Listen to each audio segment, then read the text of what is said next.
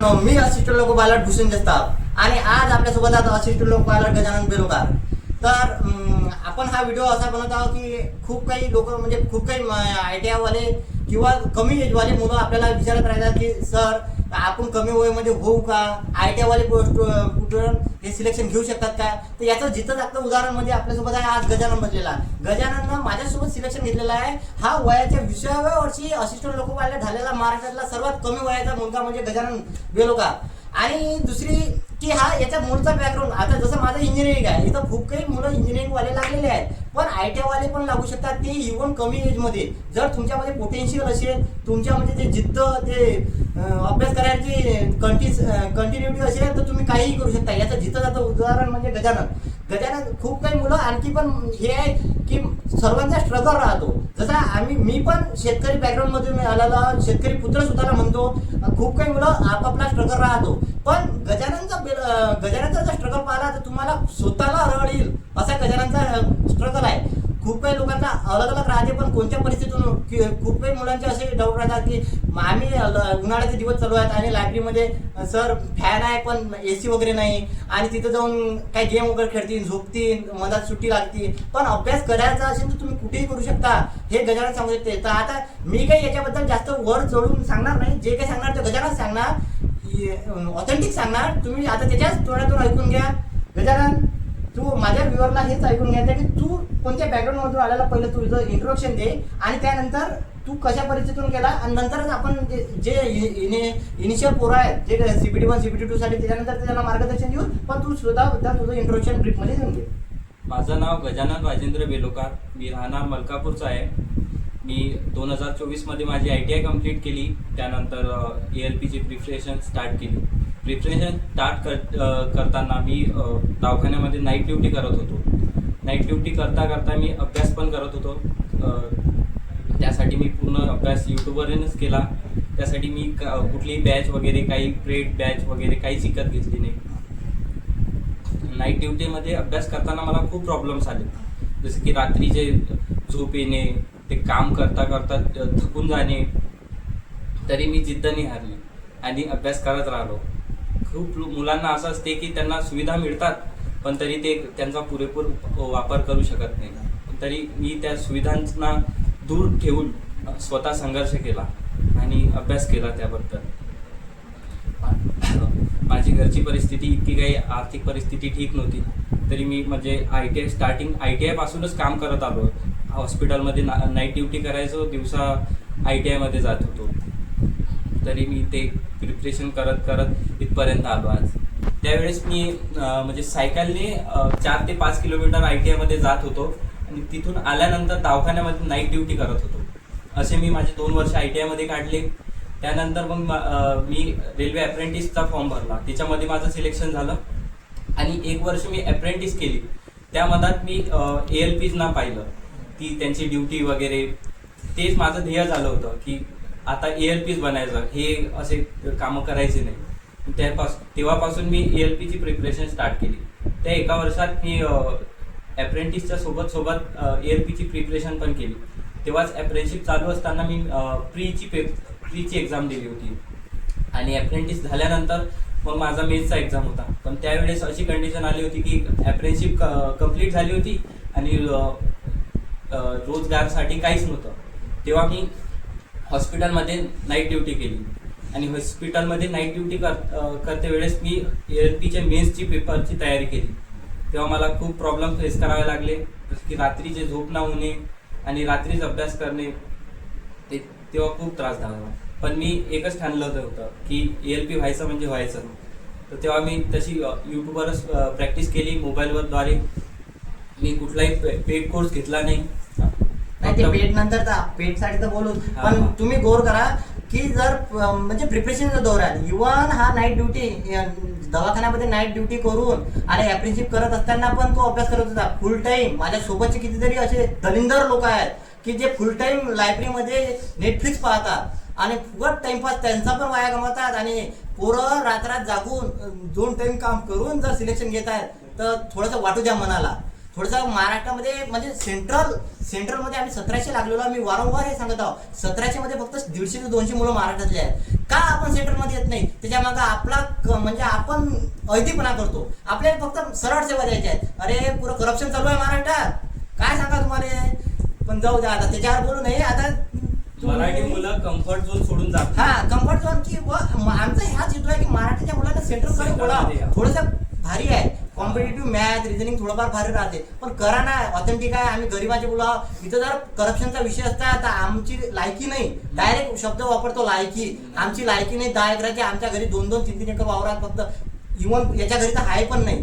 पण तरी जर पैशाचा विषय असता तर आम्हाला नोकरी भेटतच नव्हती. मग जर नोकरी घेत असेल तर अभ्यासाच्या बळावर घेतो. आम्ही स्वतः कटलेला, मी कटलेला, ऑलरेडी मी सांगितलेला, तलाठीमध्ये 180 मार्क असून आम्ही कटलेलो आहोत. त्यानंतर जिल्हा न्यायालयामध्ये कटलेला आहोत. महाराष्ट्रावर बोलत नाही आता मी, तो त्याच्यावर एक नंतर व्हिडिओ करू. पण आता आपल्याला विजय गजानन LPचं जो इनिशियल आता 2025-26 ची ऍड निघालेली आहे 10-11 हजाराची, तर पोरांना CPT 1 पासून अभ्यास करायचा आहे. तर सर आपल्यासारखे ते पण गरीबाचे मुलं आहेत, तर त्यांना कमी बॅचमध्ये आणि ऑथेंटिक मॅथमॅटिक्स किंवा रिझनिंग हे कुठून करायचं, तू कुठून केलं चांगलं. मी तर सांगितलेलं आहे मी कुठून केलं, पण तू कुठून केलं, तू प्रॉपर सांग की कोणकोणत्या टीचर पासून तू फॉलो केलं आणि तू कसा केला. तयारी करण्याच्या आधी सर्वात पहिले ध्येय निश्चित करा की आपण करू शकतो हे, तेव्हाच तयारी होऊ शकते. तयारी करण्यासाठी काही असं सुखसुविधा पाहिजे असं काही गरजेचं नाही. काही पेड कोर्स वगैरे असं काहीच हे नाही. आपण युट्यूबवरून पण तयारी करू शकतो. जसं की युट्यूबवर खूप सारे मॅथचे व्हिडिओ आहेत अवेलेबल. मॅथचे खूप सारे टीचर्स आहेत, चांगले चांगल्या फॅकल्टी आहेत. एकदम टॉपचे टीचर. हा, टॉपचे टीचर्स मध्ये एक आदित्य रंजन सर मॅथ्स मध्ये. आदित्य रंजन कडून तुम्ही बेसिक करू शकतात. त्यानंतर प्रॅक्टिससाठी प्रकाश अवस्थी सर आहेत, जे की रेल्वेचे मॅथमॅटिक्सचे क्वेश्चनची प्रॅक्टिस करून घेतात.